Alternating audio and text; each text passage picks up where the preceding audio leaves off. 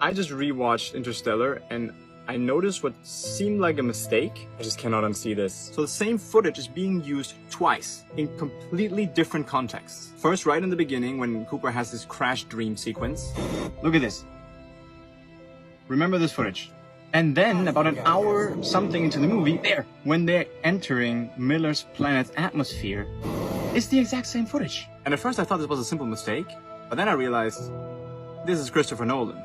Christopher Nolan wouldn't reuse the same footage without a purpose, right? Like, it just didn't make sense until I looked at it from another perspective. This is the opening scene, and we see a crash in which that person inside that crash realistically should have died. So what if that's what actually happened? What if Cooper actually died in that accident right in the beginning of the movie? And I usually dismiss these Cooper's death theories, but I continued watching the movie with this theory in my mind, and oh boy, does it change everything. So he dies, and then everything we see from there is his journey into the afterlife. He can't stay on Earth and has to leave. The Lazarus mission hints at Cooper's death and his journey into the unknown. On the Endurance, the crew always refers to the big sleep, which is a clear metaphor of death. Then the dialogue, the words his kids speak, they sound so much like private thoughts that a person would have about their parent who suffered an untimely, accidental death. When Cooper is in front of Gargantua, Tars tells him, "See you on the other side, Coop."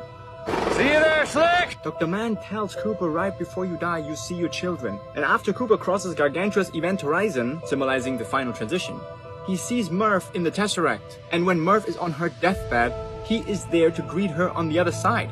I always thought it was so weird when he entered the room full of people that no one seems to notice or even acknowledge Cooper. It's almost like he's a ghost. And that's the thing about these Nolan movies, they make sense in so many different layers. You can peel off the layer of science and it still makes sense in science, and you can peel off the same scene philosophically and it also makes sense, and then you apply the same thing spiritually and it also makes sense.